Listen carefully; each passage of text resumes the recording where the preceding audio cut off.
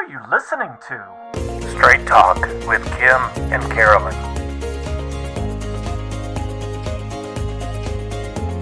Welcome to Straight Talk with Kim and Carolyn. This is our post Utah GOP State Convention episode. We're going to be talking to candidates who were either in surprise elections or they're challengers. Yeah. And I read something in the Salt Lake Tribune today about it being a bunch of radical right-wingers who were there. Well, crazy. Yeah. So all these people are crazy. We're going to be. And I also read something about how really it is a small, select group and that other people aren't engaged. And interestingly enough, 50% this year were brand new delegates. Yeah.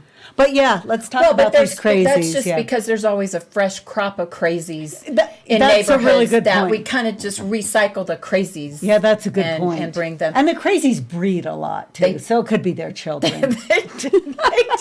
Okay, so first off, there is something that I don't know if that was considered an upset or maybe a predicted thing, but we did have one of our congressmen challenged by someone who's been around Utah politics for quite a while. Yeah. An original member of the Utah legislature's Patrick Henry Caucus, which has been compared to Congress's Freedom Caucus. So we actually had something like that for several years. Yeah. I think when you're elected, we need to bring something like that back. Well, and I've told you, there are some moves that some people involved in the Freedom Caucus at the House Freedom Caucus at the federal level are working on states now. That's right. So there's several states that now have. Yep. Yeah. So so you can work on that when you get there. But so we have just a stalwart, solid person who's been involved in Utah politics and elected office as well as party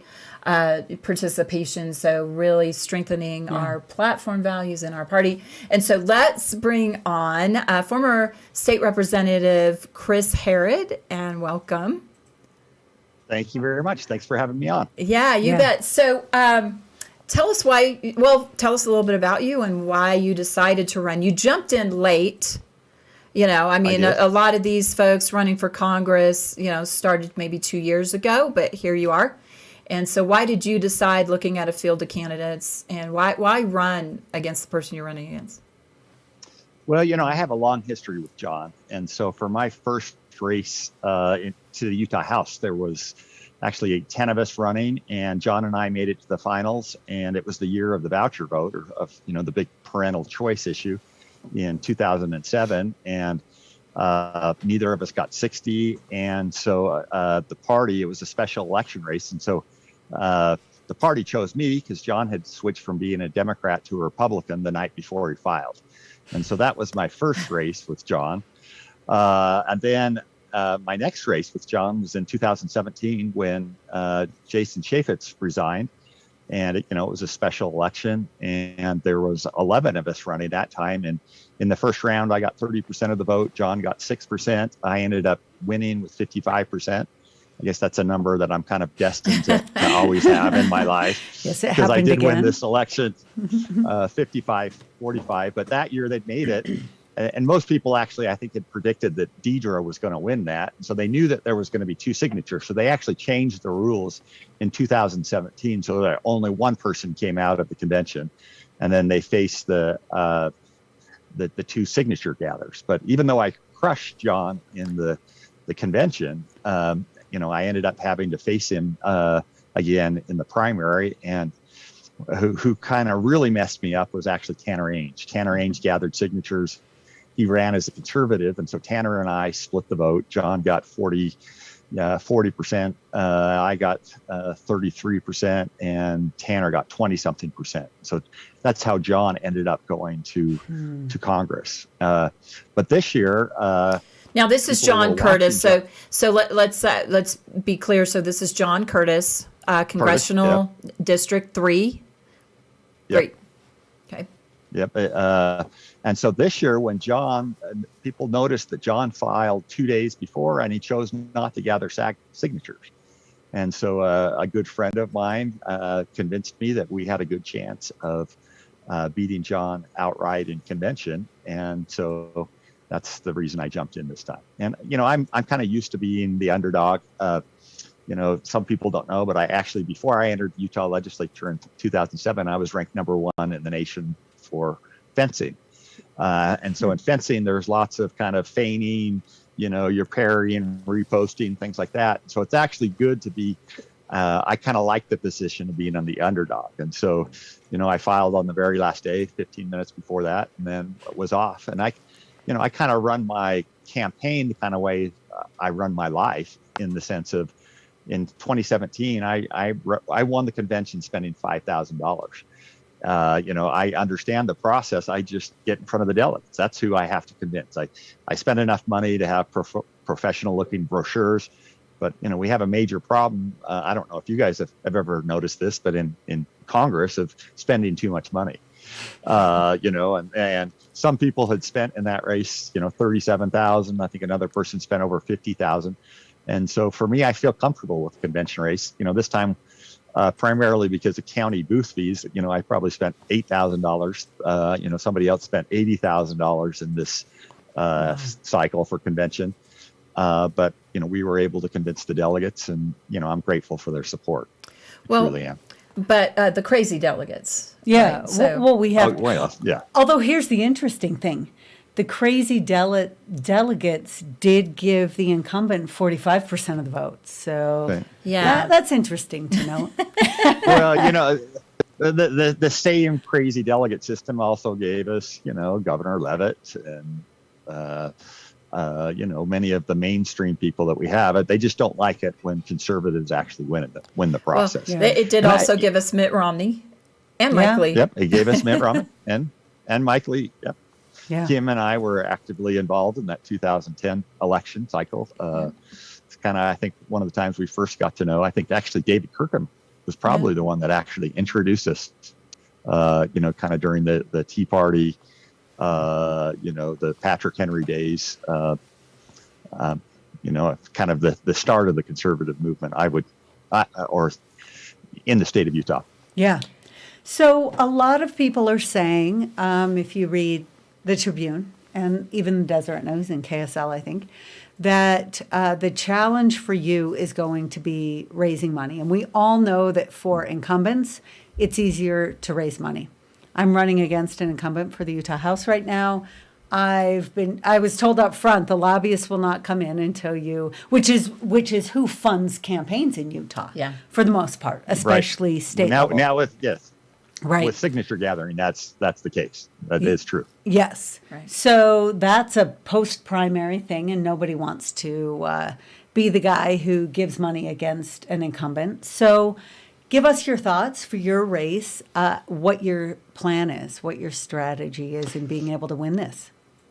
Yeah, again, it's nice. I hope John relaxes and thinks that he doesn't have anything to worry about. But there is a big difference between now and 2017. In 2017, a lot of those movements, whether it be the Tea Party, the 9/12 groups, a lot of those groups have kind of fizzled out and were not and I didn't have the ability to tap into those. But now, many of the issues that I've been talking about my entire career are actually back in the limelight, whether it be parental rights, whether that be in education or determining whether, your child should have to wear a mask or not. You look at, I've never been afraid of taking on the controversial issues, whether it be critical race theory. I've already been called racist so many times that it doesn't faze me at all. Yeah. I know who I am. You also have a very unique perspective on what's going on the world stage right now. And you kind of eclipse everybody else running for Congress this year on that issue. I do think. I've taught at two different universities in the former Soviet Union, so in Ukraine specifically. So that's actually where I met my wife and got married in 1993. So I understand some of those issues that are going on. I also lived in Moscow for a year in private business, and so I kind of understand Putin's thinking. Putin is a amoral chess player. When he sees weakness, he takes advantage of it. And right now, he sees an extremely weak president. That had a terrible withdrawal from Afghanistan. He sees somebody that's not willing to. We were energy independent.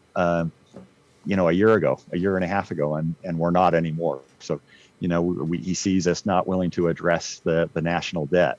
Both he and Xi think that we are a nation in decline. And, I lived twice in Europe during the Ronald Reagan administration. And, Ronald Reagan said, the only thing the Soviets understand is brute force. You just have to be tough. And, I think we've been involved in way too many wars around the world, but we have to look tough, because that's what bullies understand. And that's who Putin is. He's just a bully. But he doesn't respect Biden, which is obvious. And so I think Putin and Xi see that this is kind of a time to push back on America. And frankly, I don't think we're doing what we needed to do. Mm-hmm. So how are you different from John Curtis, and why should people vote for you? The biggest difference between, and I think Kim, hopefully you can vouch for this, is that I've always been comfortable with who I am. I don't pull punches. It's not that I seek controversy or anything like that, but I've never been afraid of taking on difficult issues. And my philosophy to the caucus convention system is I would tell delegates is I'm going to tell you all my beliefs, how I really feel.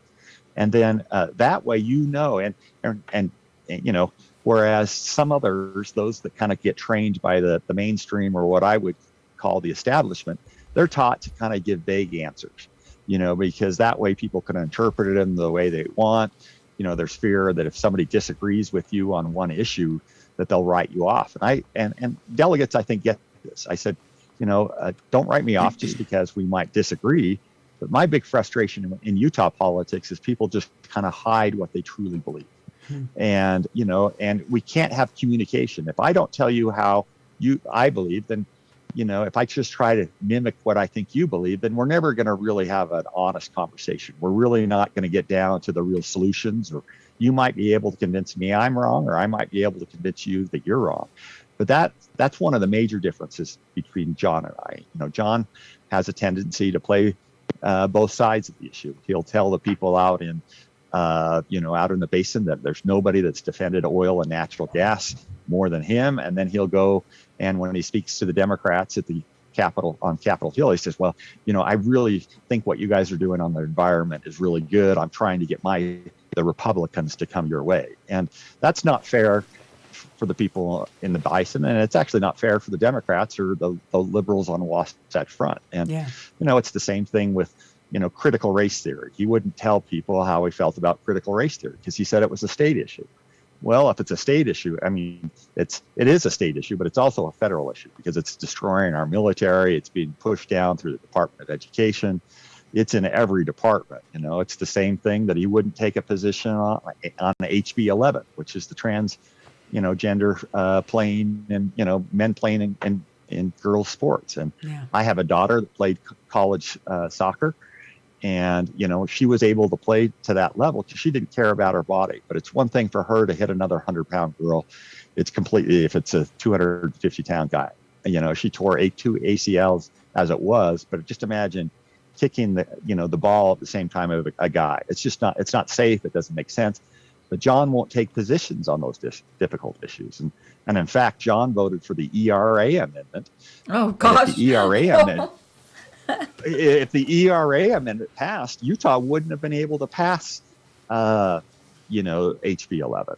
And the problem is that when asked why he did it, he said, "Well, I love my, I wanted to show my wife and daughters that I love them." Well, I love my wife and daughter so much that I'm willing to tell them why, this nice sounding equal rights amendment is, because I love my daughters, but I don't want them to be drafted. If they want to join the military, that's great, but I don't want them drafted. And men and women are different. Women have worked very hard to get where they are in sports and in other places, but it's the destruction of women's sports. I mean, it is the new, what I would say, war on women right now, our tolerance of the transgender movement when it moves into it. And, my philosophy is with that is you should love other people. You do your best to try to understand people, but I can still love people and disagree with them. And the other problem that you have is that, for me with the LGBT movement is, there's some differences and we need to have conversations, but we also can't let 5% of the population drive 80% of the agenda that we talk about. Right. And that's what's happened is we have some serious issues that we need to do. And so that's just a couple of the things, difference that I have with John. But the big thing is, I think it's time that we all stand up. We don't have time to be in the middle and to kind of play both sides right now. So, okay, what kind of help do you need? How do people find out more about you? How do they volunteer, donate? Donations can be made at chrisherrod.org. So my last name is Herrod. That's one way. Volunteering, we understand that we're going to be a little bit behind or a lot behind on the money aspect, but we're going to have a good ground game. And I really do sense that, kind of played both sides. And I even think that his kind of liberal base is kind of frustrated with them now. So I don't know how much they're going to, in 2017, we had, over 1,000 Democrats that had switched, to vote for John. And I don't think that's, with the law being changed, but I think that crew is kind of frustrated with John. They're tired of him playing both sides as well. But for the biggest part, just let us know, come to our campaign, send us an email and we'll get you involved. And it's going to be a grassroots movement. I think everybody senses that, that we need to make some serious changes this year, or we're in some serious trouble. All righty. Great. Thank you so much for taking the time to join us tonight. We appreciate it. It was great to talk. Well, thank you. Thank you very much for having me on, and good luck with your race as well. Thank you. Good luck to you. Good luck on the trail. Thank you. Thank you. Okay, so there's definitely a wave this year, and our next candidate, I think, really embodies some of that that conservative movement. Yeah. And he was an upset candidate. He took on a long-term incumbent representative, and are we okay to say the name? Well, Steve Handy. So, and there were stories about that in the news. That, and we would have seen a whole lot more of that without signature gathering. Right. There's a change this year. Yeah, definitely. Yeah. So Steve Handy was one who didn't gather signatures, but then lost pretty solidly in this race. So that it is definitely a part of, as the next couple episodes, we're going to feature some of these candidates that are upset candidates that were successful challenges, or that are representing just a whole new. Some of the new districts out there. But so let's bring on Trevor Lee. Welcome to Straight Talk with Kim and Carolyn. How are you? Thank you, ladies. Thanks for having me on. Good. Yeah, all right. Thanks for joining us. A contested, taking on an incumbent is no light thing. He probably was better funded, a little bit maybe better known among certain circles. But so as you're out there, Trevor, what?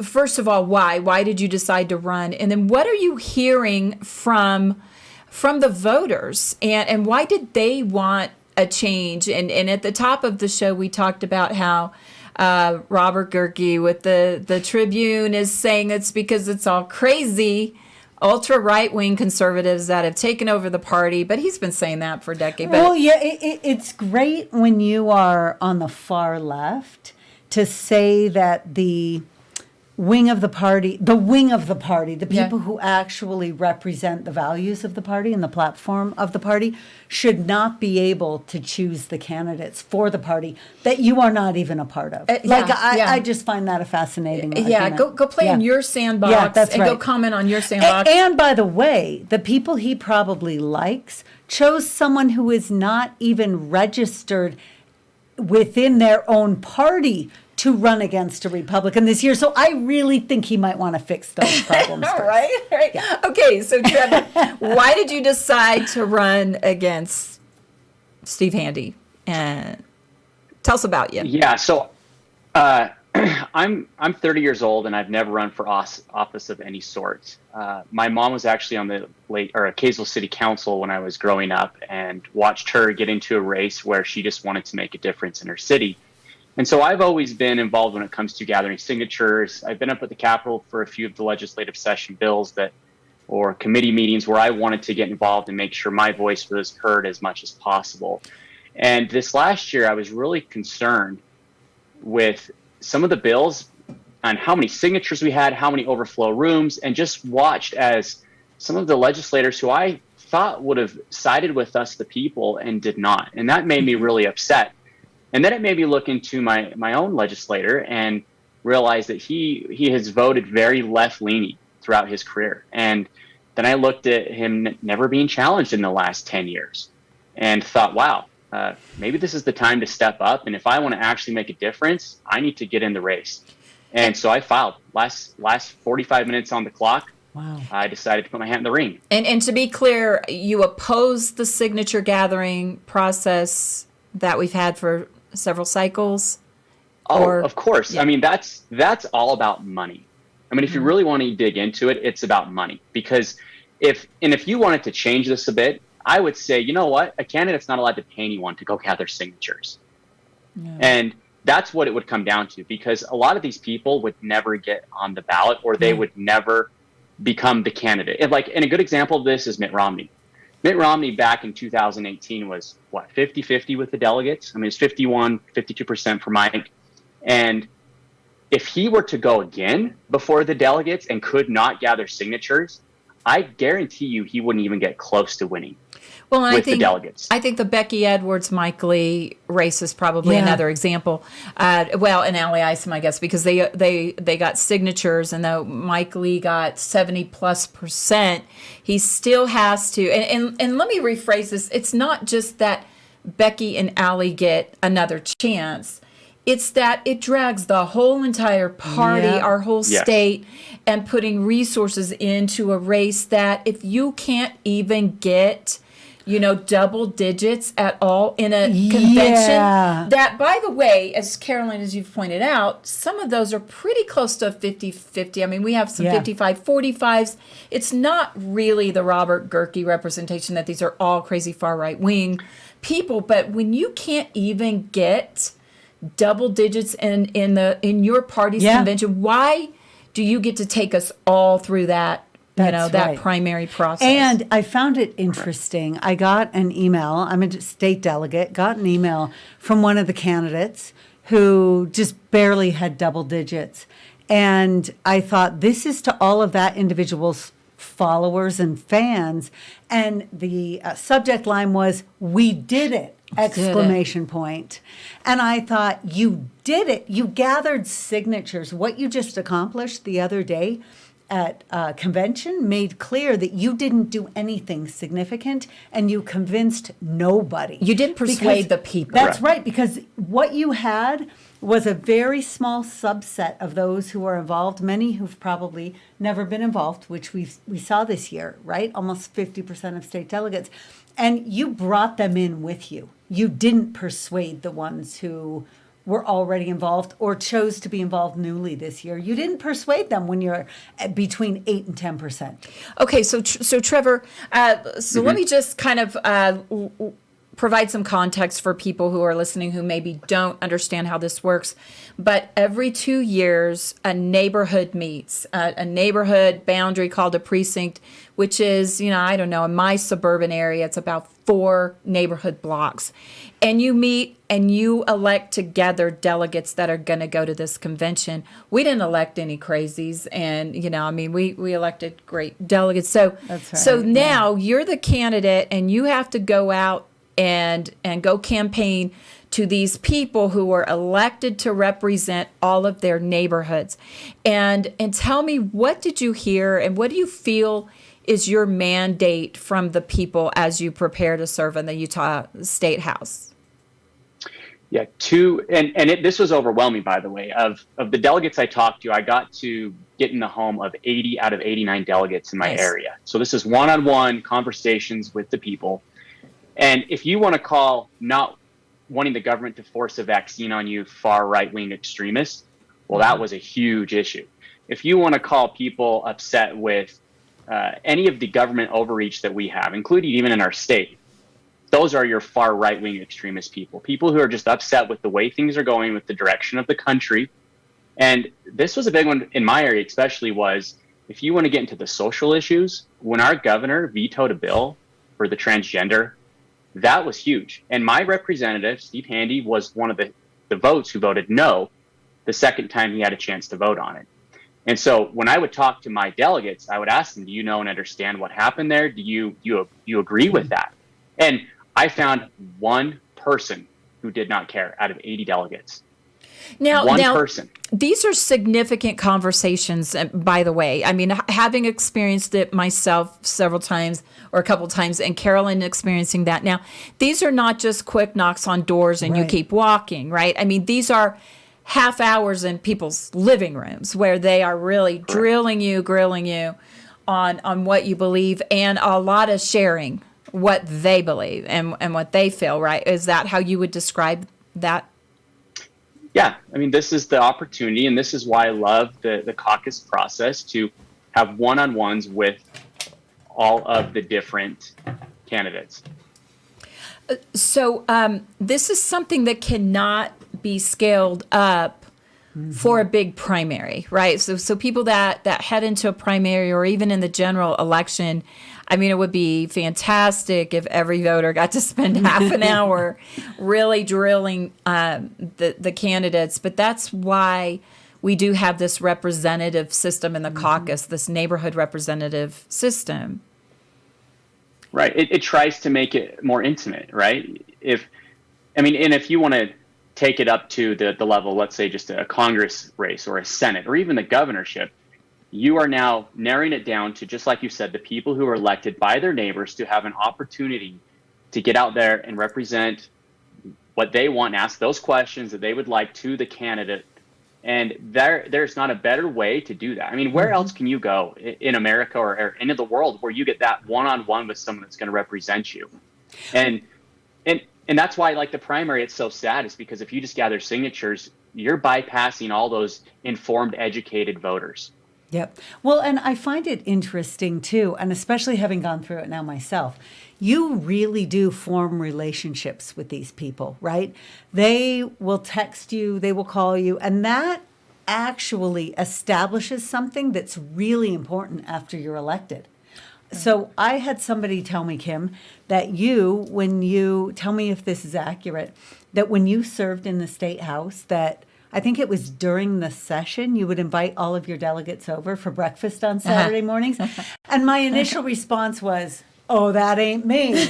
And actually, the more I've thought about it, the more I've thought, no, I need something like that, because that consistent communication with those people who voted for you in convention and can take the message back to the people around them of what you're doing and how things are going in the House, that forms a bond that cannot exist through any other process. Well, it is relational, Trevor, that is relational, but it also keeps you rooted in your constituency. Yes. So sometimes we complain about, it seems like we'll elect people and then they go off to Capitol Hill, they go off to DC, and they lose their way, or we don't see them again. But anything you can do that keeps you in touch and rooted and grounded, because sometimes it is true that you can get in that tunnel vision because you're just your head down and you're working and you're legislating, but to have those delegates as sort of your core constituency that are always calling you, that you're always calling them. That is another unique thing about the caucus convention system. So you'll find that, Trevor and Carolyn, that it doesn't end here with the conventions over now. These are the people that are going to keep you honest as a lawmaker. And a good thing. Now, not every legislator, I think, views them that way, but to me, that was a very, very important part. Well, and go ahead, Trevor. No, I was just going to say, and if someone doesn't like that, right, anyone can run to be a delegate. Anyone can go nominate a friend, neighbor, family, whoever you want. And anytime I hear someone who's upset with the caucus system or does not like that idea, they didn't go, or they didn't ever run to be a delegate, or they didn't do any of their due diligence. And so that's always my argument against that, is go run, go get involved, go do what you need to do if you're upset, because this is your chance to do it. And gathering signatures just bypasses all of that. And it's made it so for a lot of people, it's so irrelevant now, which is super sad. Okay, so then will you carry a repeal bill? Or I would love to, work yes. with a coalition on it? I think, I was serving in the legislature when we, I think the last time it was attempted, and it was pretty close. So there have been a lot of a lot of people switched out, a lot of new people coming in that they absolutely would like to see that repealed, or different guardrails, or different things like that. But what else? What would you like to accomplish as a representative? Well, first and foremost, because people ask me that a lot. What do you want to do? What are some of the issues? And the big one for me is I want to be a representative who has good yay and good nay votes for my area. And I felt like some of the representatives just don't vote in a good way that represents the constituents or the people of Utah. And so I would like to be someone that can be depended on when there's a good bill that comes up that, hey, Trevor's going to vote yes on that. If it's an actual bill that is good for our state, yeah, you can count on me. If it's a bad bill, you can count on me not to vote on it. And so then on the side of that, one of the things that I would like to do is get bills that I know have passed in other states and have been very effective, and to bring those here to Utah. And let's start becoming a state that is leading by example and not behind, or is digressing and turning more into California. I'd like to be a state who can say, hey, Texas, you just did a great bill. Utah, let's go ahead, let's run that. And let's become a state that can start leading on all aspects of their Republican Party platform. Nice. I heard of one that happened in Texas today, and I can't remember it. But anyway, we'll come back. We'll come back with that, because I thought, yeah, when another state does something great, we don't always have to reinvent the wheel. That's right. And but there are some good examples in other states that are leading on some things that we should be leading on.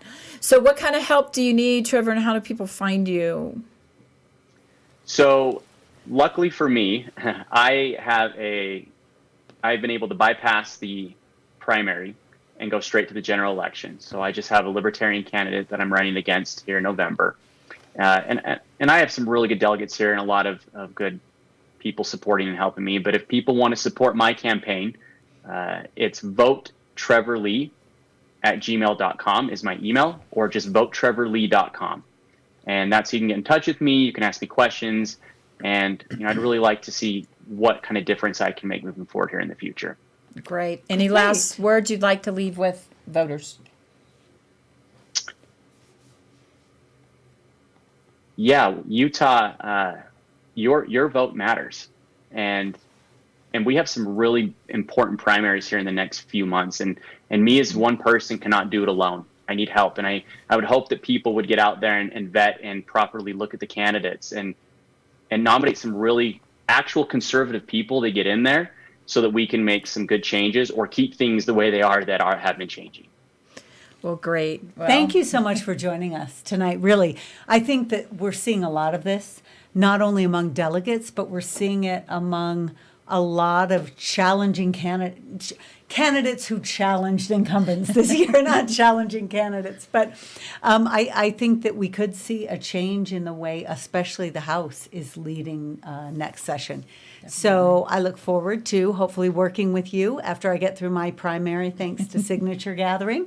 And you both get rid of those signatures. Yes. Yes. I have a few That's ideas. exactly right. I mean, hopefully that's the way. But if we can't, I have some other ideas as well. So we'll work it from every angle we can. So thank you for joining us tonight. We're glad to chat. Good luck to you. Thanks, Carolyn. Thanks, Kim. Appreciate it. Yeah.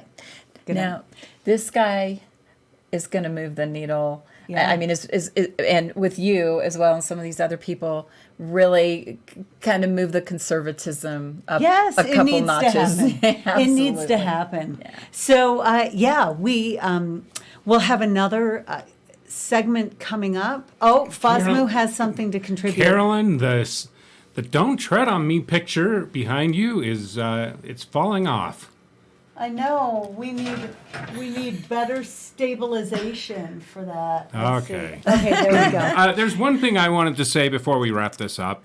I just got back from Texas. Yeah. Spent a week down there with my wife and daughter, and while I have not really been that supportive of an initiative to redesign the Utah state flag. Yeah, no, don't tell me you are now. No. I would love to see the Utah flag look more like Texas, the Texas flag. I mean, it's so awesome to drive through rural Texas Okay, but and there's see history. all those flags. I love the Texas flag. But it's symbolic to Texas and it's meaningful to Texas. And we are a symbol loving people in this state.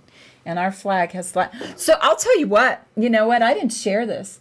I had a group of students, I hosted a group of students, middle school and early high school on Capitol Hill, about probably 50, 60 kids. And it was a mock debate. And so I put that out. I said, this is the question, should we? And I showed them the examples.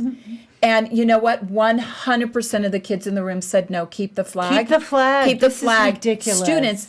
And I said, okay, well, then that's not a good debate. So I had to pick a different, different debate issue. question. Because there was no debate. Everybody was on one side of that issue, which could have also, I could have forced the kids to kind of take the opposition side and just stress yourself, strain, your talent in debate. But no, really, 100% of the kids said, no, we love our flag. Yeah. And then why would we want it, because we want to use more tax dollars to pay industry people to create a new flag and then pump them all out for us. It is a new industry. It is a growing industry. There's a whole, and they even put an ologist, a vexillologist is what it's called. It's called a vexillologist. I kind of think we have bigger issues to deal with in this country. Well, okay, I just have this feeling. We can walk and chew gum at the same time. So, we can It's be a doing flag. things like that, but it is an industry, and they have an art and a science and a market,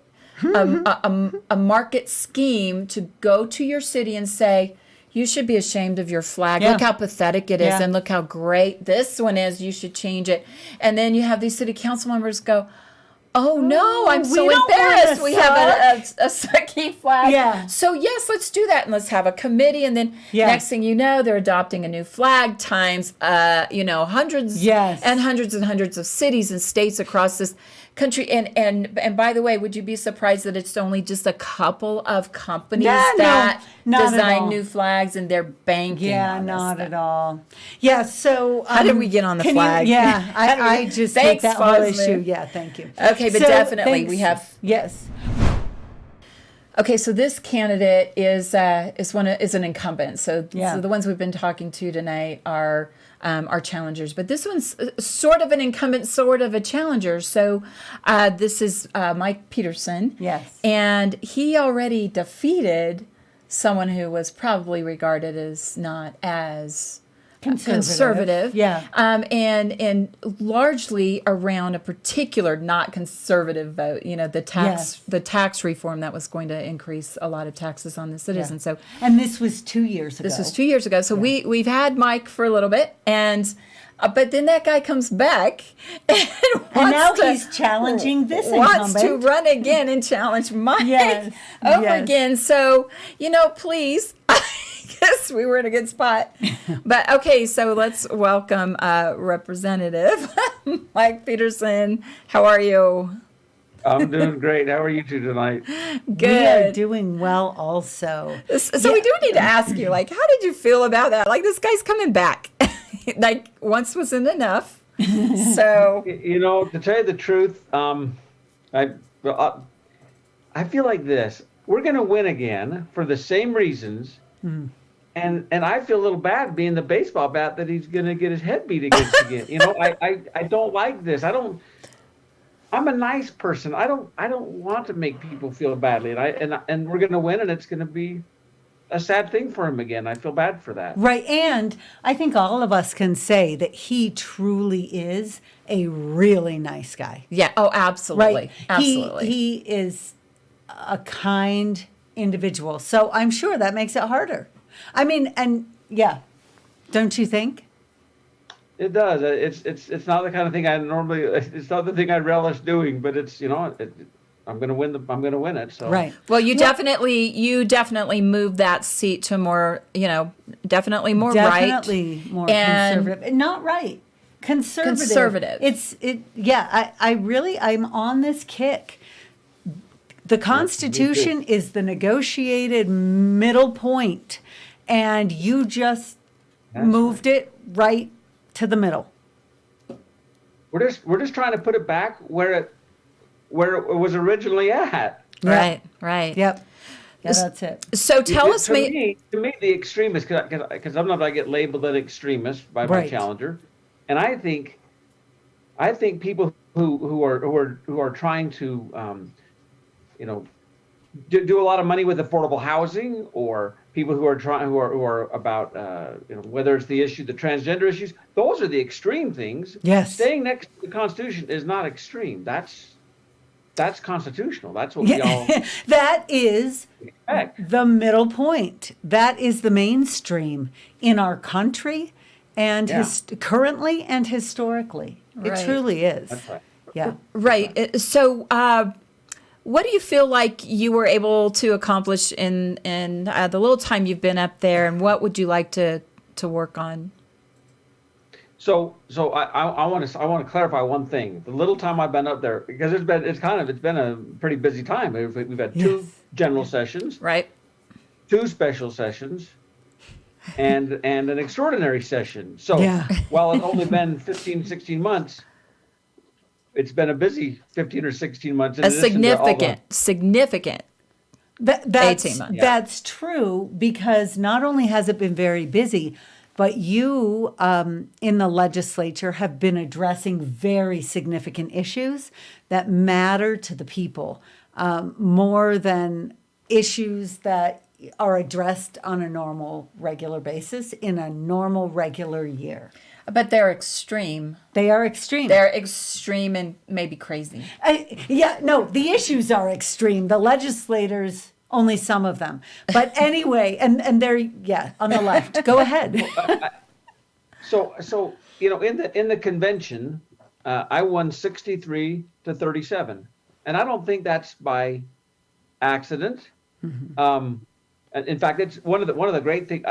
I did not know that being an incumbent, I'd heard that it had some would help me, but it's been awesome because now that people know what I stand for. Yes. They've watched my comments on the floor. They've seen my vote. They see the things I sponsor. Now, last time, for example, those big 4x8 signs, you put out. Last time, I struggled to get those out. Right, I bought 6 of them, and it was a challenge to get those out. And now, I think we're up to 13. I keep getting people calling me. Can I have one of those big signs? Wow. Yard signs. I keep having people call. How do I get a yard sign? Donations are it's completely different this year than last time. Last time, I think my largest donation was $500. In fact, I know that was my largest donation last time. Yeah. And I've got many that are significantly larger. It's been amazing, and it's because now that people have seen for real that I'm about preserving your property rights. Right. I am about voting to keep your family intact. I'm about these kinds of liberty and things. They're excited to jump on board. Mike, so you just, Representative, you just said something that I'm not sure if our listeners would understand the context of. Sometimes we have this belief that lawmakers, they get so much money and lobbyist money and corporate money. And, really, my experience in looking over other people's financial disclosures and looking at donations, we really don't have, lawmakers are not bringing in tons of donations. Either individual or those checks. But, you mentioned like a $500 check, and it really is kind of rare to see much more than that. You're not getting $25,000 checks. No. Even you're not, even with unlimited donations here, right? There's no cap. And I literally was talking to somebody in leadership in the legislature, and they said to me, Carolyn, I have never seen a $5,000 check, I don't think, in all my time up here. That was interesting. Yeah, they're not, they really aren't, people sometimes ask me, well, are people are the legislators bought and sold by That's the right. special interest? But, if you really went and looked at some of these, leaders do get big checks and get a lot of them. But most of the legislators, House and Senate, they're. Well, and a lot of those are PAC checks, Some and of them they're PAC checks. distributed. Right. And I'm sure there are some, but this is somebody, it surprised me. Right. But Yeah. when you start and looking at that, it's the people who believe in you. Yeah. That some of the most humbling moments in my service were when people would donate something and you knew that was like their widow's mite. Like I would look at something and go, and not big stuff, maybe, even that $50 check where I'm like, you know what, I know this, what this means to this family. But to them, that's when you start to see that people, people know that you were protecting our tax policy, and for them to support you, throw you a little bit of a donation because you are most likely to help them remain, financially more stable and having better tax policy and protecting their property rights, that they're willing to donate to you. And those checks from my neighbors and from the community, and those small, and you're right, Kim, those small ones, when I make a vote, a lot of times those faces and those names go through my head as I think about my neighbor who gave me $35. She's counting on me to do what's right by her. Yeah. Along with all these other $35 or $50 donations, they're counting on me, and I tell them sometimes it actually weighs on. It makes me feel pretty heavy sometimes that I have a responsibility. That these folks they believe that I'm going to protect their liberties, and I've got to do it. Yeah. And it's not that they're buying your vote; it's that No. they are real people who are counting on you, as you said. Well, and it's interesting, right? Because if you receive $1,000 donation from a lobbyist, which I don't know that lobbyists give donations that big, at least most of them. I've looked at some financial disclosures of other people. But let's say you get $1,000 donation from a lobbyist and a bunch of $35, $25, $50 checks from your neighbors. Those checks from your neighbors, when it comes time to sit down and make the decisions about where you go, it sounds to me from what both of you say, and I think I would feel the same way, those checks from your neighbors, from those people who have put trust in you, that is going to have a much bigger impact in your thought process. Well, because you think of them and you know them and you know how they're trying to keep their business afloat, or they're trying to make it as a family. They're trying to afford college tuition. They're trying to pay, they're having to redo their budgets because of high gas prices, or the food tax has been a big thing recently. So it's some, again, it's not that it's that those donations buy your vote or really influence for the sake of monetary influence, but it is very humbling to think that people support you. They'll put a sign in your yard. Yeah. They'll vote for you. But when they even write a check and they part with their money, there is something very humbling about that when it's the regular people. The lobbyist checks, they're great to have, or the PAC or the corporate checks, but the ones that come from just regular people, there's something very humbling about. I don't know about that. And Carolyn, you're right. The lobbies, the banks or whoever, their checks aren't very big anyway. They're not. They're not buying anyone. But they're not, because I talked to folks. In fact, I had someone last night talk about being bought and sold, and I said, not for $400. I don't think you can buy anybody's vote for $400. I don't know. Yeah. Yeah. And I do. Yeah, and because they're spreading them around, right? And I do. And they're aiming at everybody. I mean, what they'll do is they'll give every single legislator $125. Everybody gets $1.25. Yep. And but that may be changing when we look at the how the caucus system, and part of that, it really is. We really are an outlier for corporate donations and lobbying donations, because I mean, in other states, I mean, it's crazy, but here you just simply haven't needed it with a caucus convention system. Right. But I think the more people seek that signature gathering route, then the more money does start entering those races. Yeah. And would it surprise you that the top signature gathering companies are lobbying firms? Yeah, people are always shocked when I tell them that. Yeah, shocked. There was a bill this last session to deal with that, and it didn't go anywhere. I think that was Phil Lyman's. Yes, it was. Phil We talked to Lyman's. him about that.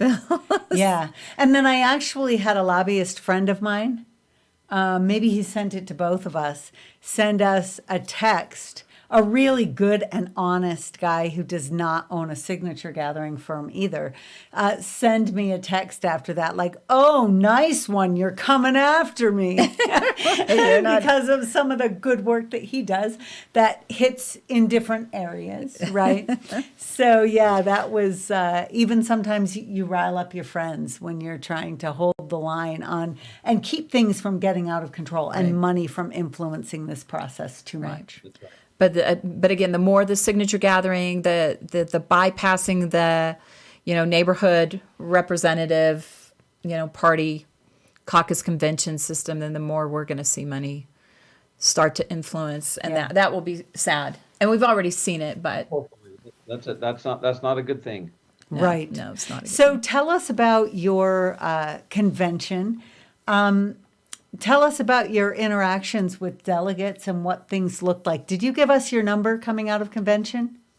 60. Oh, you Two? said it 63. 63? Yeah, because that was mine as well. Yeah, and I was running against an incumbent, by the way. But yeah, tell us about those interactions and some of your thoughts about that process. To tell you the truth, I really wasn't too surprised. I thought I'd be 65 plus or minus a little bit, because we had met with a lot of delegates. We'd had a lot of delegates at our home. We held cottage meetings night after night after night in our home, and which was awesome to get to have them just meet with me in our home, and we'd talk with them, and we knew what their issues were, and there's no question delegates are probably more conservative, and I'm certainly conservative, and so I think our message rang true. But I think that this year, more than typical, as people have seen what government can do with mandates and things, I think more and more people are thinking about their liberties and who's going to preserve those liberties and who's going to make sure that their rights are not stepped on. So I don't know, Carolyn. The convention didn't really surprise me. It was fun. I had a great time. I mean, it was long, and I was the very last speaker. Oh, gee. But it was fun. I had my wife and my kids and grandkids all came up on stage wearing "Vote for Mike" red T-shirts, and I've never given a speech quite like this. Where I got stopped 5 times because the crowd was. I had to cut pieces out of my speech because they were taking my precious few seconds I had. Now, but it made it a lot of fun. And did your opponent gather signatures? Nope. Okay, He did so last time, but not this time. Okay, so you're done. You're the nominee. No, we're headed to the primary because our county. You have a requires 70%. Oh.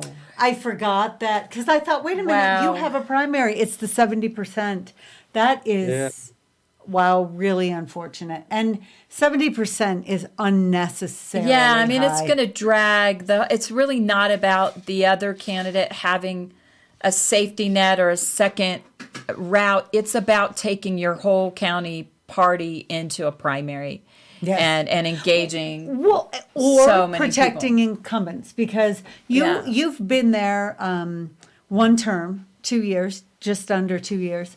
But for a lot, and you're running against your challenger is somebody who had that seat previously. So I think there are some kind of incumbent advantages that he brings to the table, even though he's been out for those 2 years. And I think that for most incumbents, when there is a newcomer coming into the race who's having, like me, who's having to make themselves known to candidates, I mean, to delegates within that short period, a month, that's really difficult to do and get that broad support without a record and without that knowledge. So your case is unique because you both have had that seat, and he did just recently. I think most of the time that tends to protect an incumbent quite a bit. And he knows the process and probably knew how to get some good supporters in there as delegates as well. And he does have a lot of supporters. He has a lot of financial backing, and he has great name recognition because he was a city council and the mayor and on the county council and the county anyway, he served several years on the county council and then as a state legislator. So he's well known and been respected by many. Yeah. Well, yeah, that is an unfortunately high threshold. I feel like 70% is just ridiculous. Well, yeah, if you can't get fully a third, well, yeah. Well, I think it also isn't good for the caucus system because I think it's sort of the delegates. I talked with delegates after who said, "What was the point of coming to this then?" Yeah. I mean, 63% of us said this, and it didn't matter. Right. There is a candidate for DA in Utah County that only got 10%, but because he got signatures, he's going to force that whole ballot. county. 10%. And I feel like, 60% is reasonable. 70% is, it just isn't feeling reasonable to me. And I did read that when I was reading about your race. So what is it that you would like to tell us? A couple things. Give us kind of your closing thoughts and tell us how people can help you, what your website is, and where people can go to follow you and get more information, Representative. Yeah, thank you. My website is voteformikepeterson.com. So pretty simple to find, voteformikepeterson.com. And what people ought to know is if you were looking for a candidate who is going to conserve or preserve your liberties, your rights, whether it's private property, whether it's keeping families the way they are, whether it's reducing your taxes, that's what I'm about. Yeah. If you look at the bills that I sponsor, they're not about new things. They're about trying to pull back to the people what already belongs to them. Yeah. Okay. If that makes sense. Yep. Too many bills have restricted people, and I want to make sure folks have their autonomy back. Whether it's mandates, when masks and vaccines, or whether it's like I say, whether it was private property rights. I passed one of my two bills this last time. I'm going to go back the next time with another one. That's okay. Yeah. Well, thank you for joining us tonight. I think that so many people are in a place right now wondering how we have ended up where we are and seeking to take us back to the appropriate balance between the federal government and the state, and the appropriate balance between government, period, and the people. And so I appreciate that point that you made about you are doing what you can to pull us back and restore that balance that we never should have allowed to get so off kilter in the first place. And I would say this: I'm doing exactly what I promised. If you look at my voting record, I did exactly what I promised. Everything aligns with the Constitution, with the party platform, and that's what I told everybody. Party platform and the Constitution. If it matches that, I'll vote for it. Nice. That is great to hear. And what a great framework, right? It has to fall in here or I don't do it. And if it does, I do. I was two. And I told people one lens is the Constitution, one lens is the party platform. That's what I look at everything. So.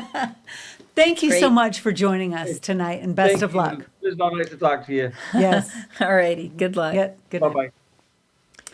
So, yeah, we're seeing a lot of the same sentiment, I think, around the state. And I think it would be interesting to hear from other candidates and challengers as well in other areas of the state. Yeah. We'll bring on the school board, some of the State Board of Ed challengers that are killing it. Isn't Killing it it. interesting what's happening there this year? It is. Absolutely. I'm shocked, actually, at what's happening, which tells me that probably is a lot of what has motivated people this year, just like it did in Virginia. Right. And then I think we'll bring on some of our favorite incumbents who were challenged from, a little bit more people that were moderate. And maybe from the left. Maybe even it's hard Democrats. to know. Yeah. Or some that are real, rethinking whether they should be a Democrat when they lost to a good conservative. But so, we've got some great episodes coming up with some great people. And so, So please be sure to like us, follow us, share us, Straight Talk with Kim and Carolyn. Thank you, FOSMU, for your work yet again. You're welcome. Yeah. And we will see you soon for our next episode of Straight Talk with Kim and Carolyn.